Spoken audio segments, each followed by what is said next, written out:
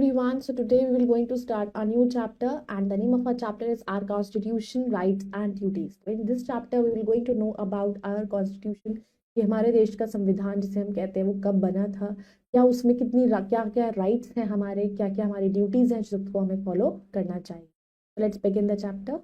Chapter 16, Our Constitution, Rights and Duties. Learning objectives.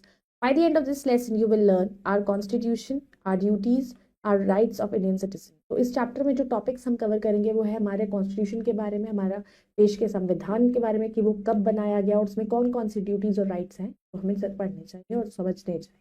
तो before starting the chapter this a small activity. Build up. Name these famous personalities. Now we have to name these following personalities. The first one is your Subhash Chandra Bose.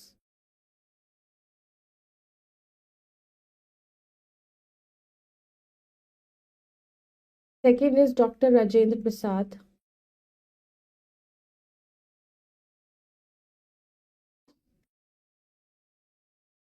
Third is Dr. B.R. Ambedkar.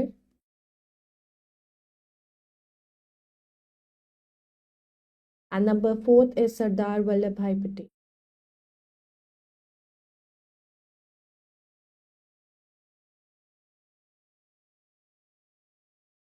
Now let's start. Our Constitution.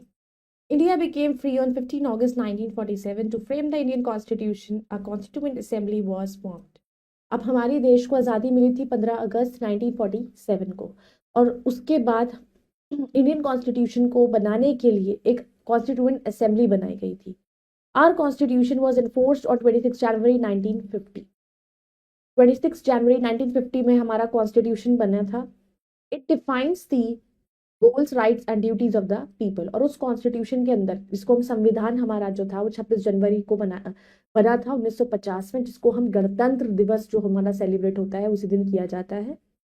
उस दिन हमारे जो constitution बना था उसके अंदर हमारी duties, हमारे राइट्स और हमारे गोल्स सब कुछ मेंशन किए गए थे.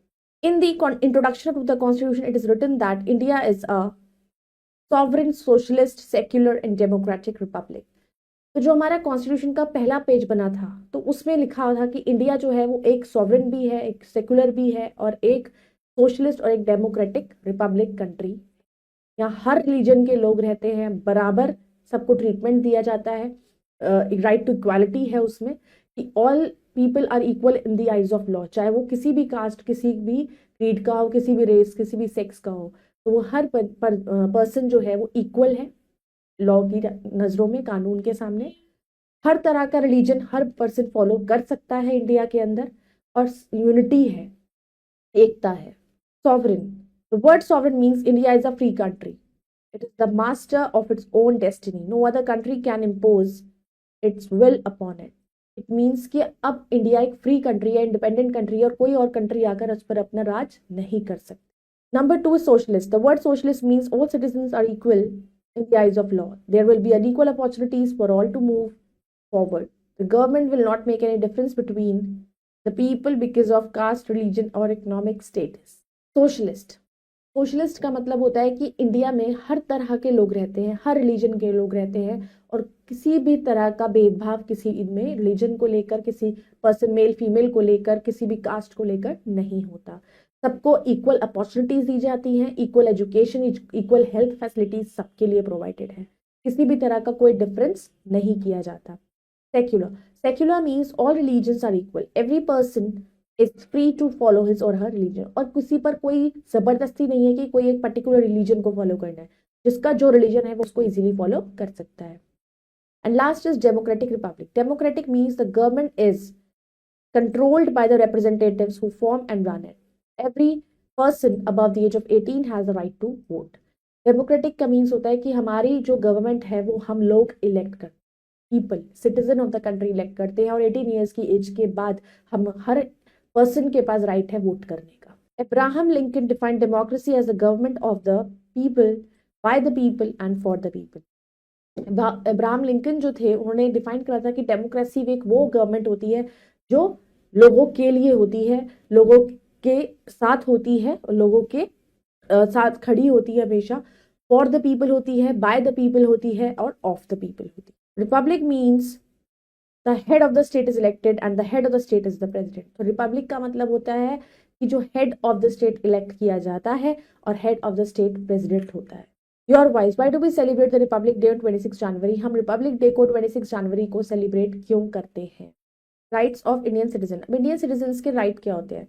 The constitution has laid down it certain fundamental rights for the citizen. The 6 fundamental rights are, हमारे कॉन्स्टिट्यूशन में बहुत सारे फंडामेंटल राइट्स हैं जो सिटीजन के लिए बनाए गए हैं, और वो 6 फंडामेंटल राइट्स क्या हैं? Number 1 is right to equality, कि everybody is equal in the eyes of law.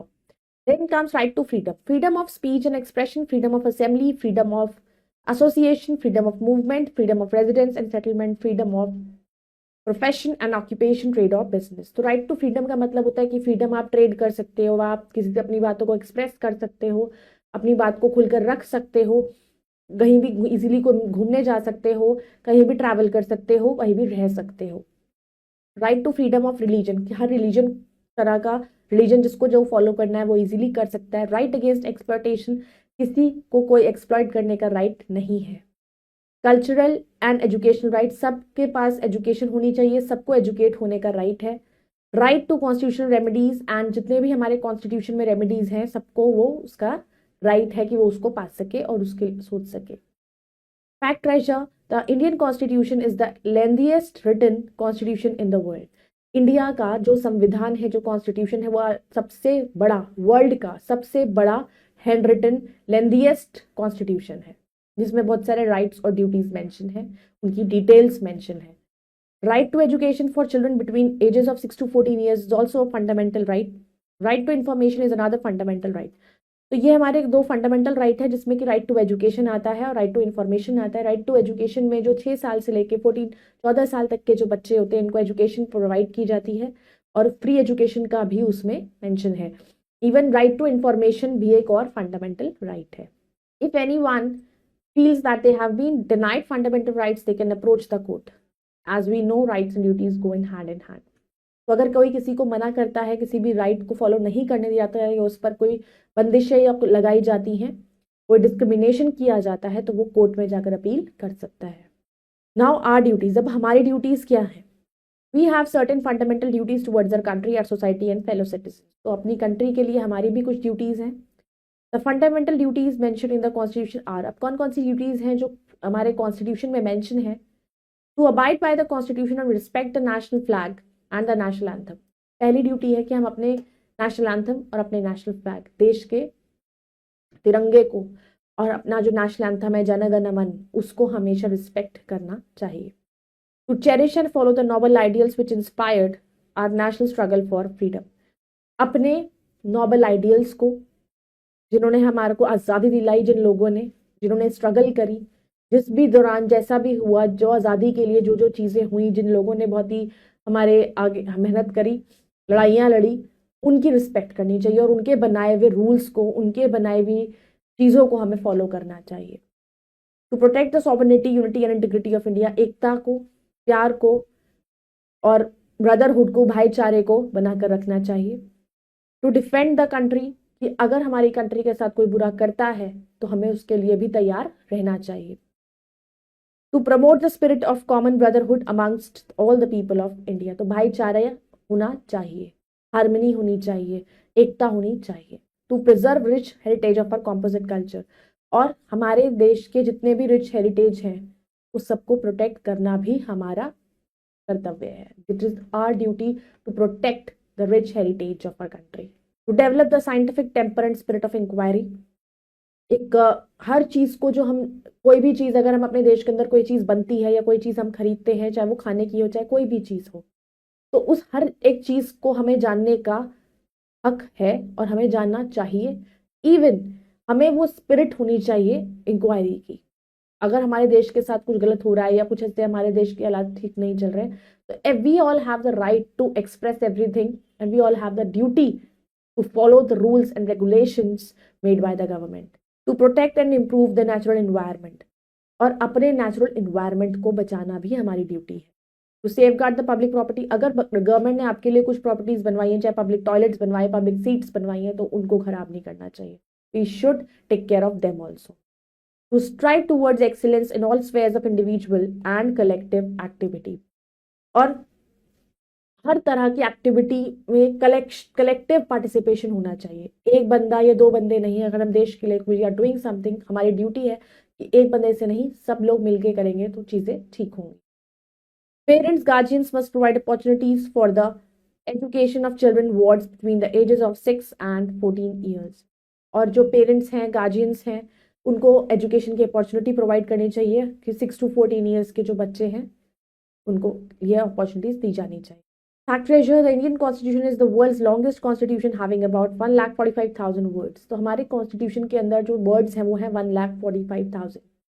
Let's two words to remember: sovereign, possessing supreme or ultimate power; democratic, controlled by the representative who form and run the government; and secular, not connected with spiritual or religion matters. Let us recall: democratic means controlled by the representatives who form and run the government. The word socialist means all citizens are equal in the eyes of law. We have certain fundamental duties towards the country, society, and fellow citizens. Our constitution has laid down some important principles for the government to follow. Now let's do the think and answer. This will do take the correct option. Every person above the age of 18 has the right to vote. We have dash fundamental rights. So we have 6 fundamental rights. Sovereign means India is a dash country. India is a free country. Our constitution imposed on 26 January 1950. The number of fundamental duties is your 11. Now let's do fill in the blanks using the words given in the box. Number 1, to preserve the rich dash of our composite culture, the fundamental duties are mentioned in the Constitution. To preserve the rich heritage. Republic means the head of dash is elected. Republic means the head of state is elected. Every person above the age of 18 has the right to vote. No other country can dash its will upon it, impose. The word socialist means all the citizens are dashed in the eyes of law equal. Now let's do the match the following. We have to match the column A with column B. Equal opportunity, that is means socialism. All religions are equal, that is secularism. Fundamental rights हमारे 6 हैं. And directive principles for the government, and respect for our national flag. Now let's do tick the correct and cross the incorrect statement. We must treat each other equally. Correct. Indians do not have the right to follow the religion of their choice. Wrong. In a democracy, we choose our elected representative. Correct. The Indian government does not have to follow the orders of the court. False. And our constitution has laid down some important principles for the government to follow. Wrong. So I hope you all have understood this chapter. You all can go through it once again and know the rights and duties that we should follow.